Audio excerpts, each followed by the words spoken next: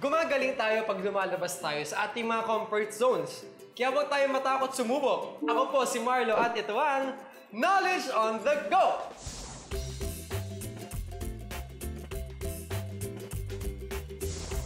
Sino naman kaya ang mga kasama natin ngayong araw? Ano ang pangalan mo? Eugene.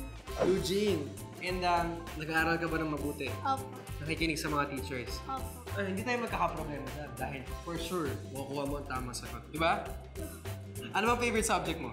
Araling panlipunan. Wow! Araling panlipunan. Bakit mo siya favorite? Kasi po maraming matutunan. Maraming matututunan. Tama nga naman. Okay, sige. Sana araling panlipunan na makuha mo. Roll the dice. Science. Kinakabahan ka ba? Hindi naman. Hindi naman, diba? Confidence, illusion. Okay. Mula sa kategory na science, sumunod ka. Eugene, go na bang mag-knowledge on the go? Go na! Go na! Ito na ang katanungan ko for you. These are very small, round, disc-shaped cells which are thinned out in the center. Letter A, white blood cells.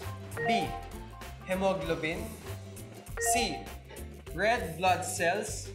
Or letter D, platelets. B. Letter B, hemoglobin. Po. Sure ka na? Sure na. Okay.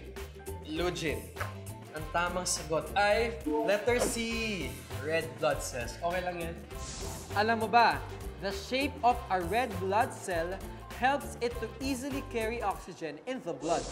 Di mo man nakuha ang tamang sagot, meron ka pa ring prize mula sa Knowledge on the Go. Congratulations! Thank you po. O, di ba?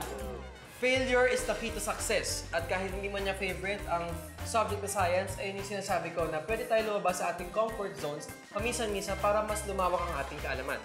Kaya samahan niyo ulit ako next time. Ako si Marlo at ito ang Knowledge on the Go!